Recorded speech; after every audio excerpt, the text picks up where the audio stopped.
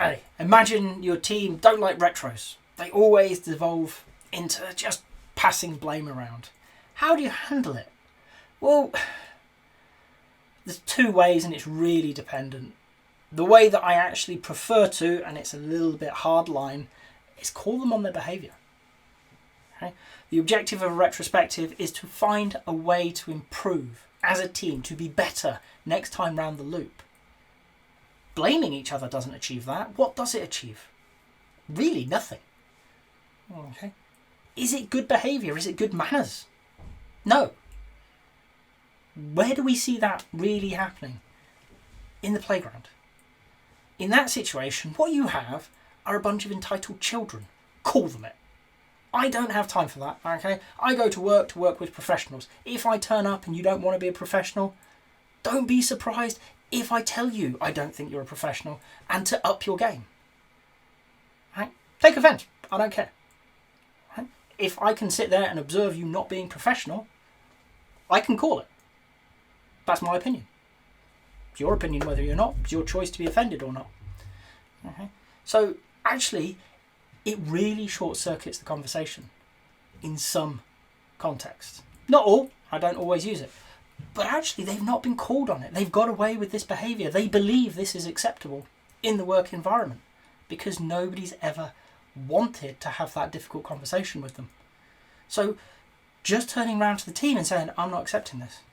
To the point that I remember having it with a team, turned up 5 minutes in.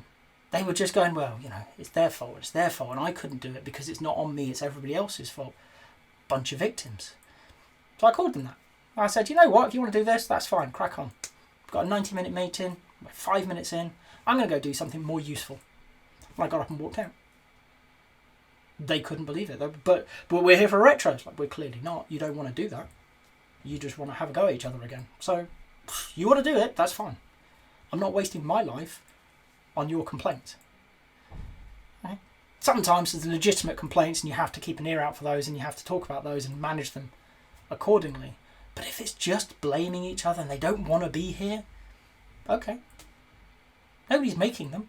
Nobody has a gun to their head saying you have to sit in this meeting and participate. Call them on it. Okay. The other way that I take, and this is if that's going to be too hardline for the team or the organisation can't even envisage accepting that conversation. That's not always why I take it. Sometimes I will still do it just to see what happens in the organisation. Is I can call it, respectfully, calmly, we're doing this, we need to be over here. Okay? And create an exercise or something to attract them into the behaviour that we want, that we're looking for in a retrospective. One of constructive criticism, not of a blame culture, but these things happened. Okay? They may or may not follow. Okay? It may or may not happen quickly. But what we can do is we can start saying, okay, you want to do that, so I'm going to move you to a silent exercise. No talking. For the next 10 minutes, I just want you to write down your thoughts. Okay? And from there, try and rebuild to a constructive conversation. Give them the opportunities to understand, actually, things happen. It's not somebody's fault. They haven't seen all sides of the picture. Okay? It's really good, even if I've gone down the hardline route, I'll very often have them in this type of approach of get them thinking about other people's perspectives.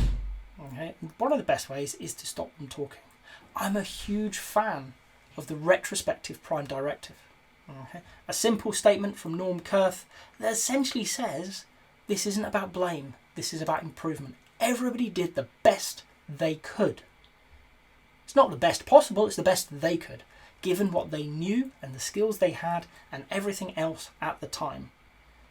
So don't have a go at them. Okay? You can say a thing happened. You can't say John did a thing. Because you don't know why John did it. You may have your own opinions and that's okay. What you want to do then is pull people forward. Bring them into this idea of having conversations. Sometimes, you know what? Difficult conversations have to happen between individual members of a team. Okay? Maybe there is a good reason everybody's looking at John for that mistake. Because it's happened for the third sprint in a row. And actually, it is John's fault. Okay? He knew what he should do, he just didn't do it for whatever reason. Okay? You still need to cast it in a light that is constructive to the team dynamic. Okay? For me, things like non-violent communication, feedback models like Orca come into play. That ability to cast something in a neutral fashion. Okay? It's not violent, it's not placing on the other person. So instead of John made a mistake, it's I recognise this mistake happened. And give John the opportunity to say, yeah, that was on me. Sorry. Okay, and what can we do to ensure it doesn't happen again? How can I help you? And you'll see the team's conversation shift. It takes time, and I'm not talking hours, I'm talking weeks, if not months, to change these narratives within the team. Very often you're seeing blame culture because the organisation has one. As an organisation, they look for whose fault it was. And that has followed into the team. And they're just reinforcing it. And you've come in and you're talking differently. And you're looking for a different outcome. And what you need to do is give them time to explore that new space. Be aware that you're going to get resistance. Because the organisation is telling them to blame somebody. Find somebody at fault and prosecute them. And you're saying, nobody's at fault. It happened. It's just a fact. And that is often the best thing we can do. That definitely not a hardline approach. It is a very facilitative, collaborative approach. It takes time. It takes a lot of effort on your part. Okay? It can be incredibly beneficial to do.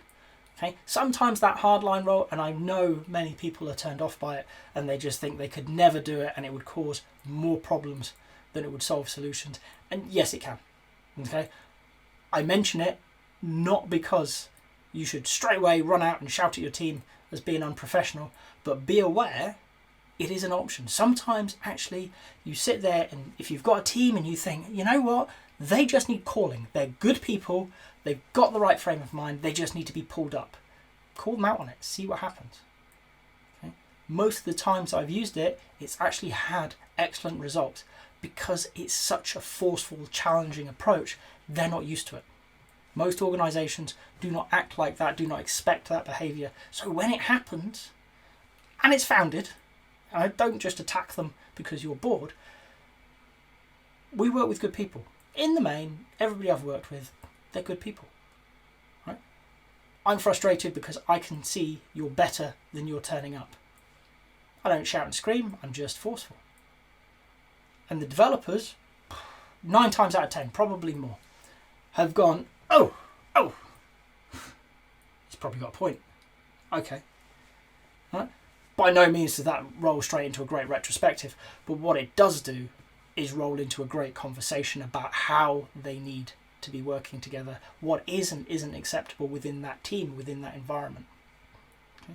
So when the team don't want to play ball, you have options. The aim ultimately is to have an outcome focused on improving the team.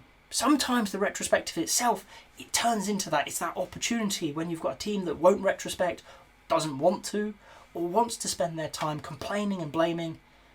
You can use that opportunity for them to do some reflection. Have a think about how they want to act with each other. And that could be a really good result for a retrospective.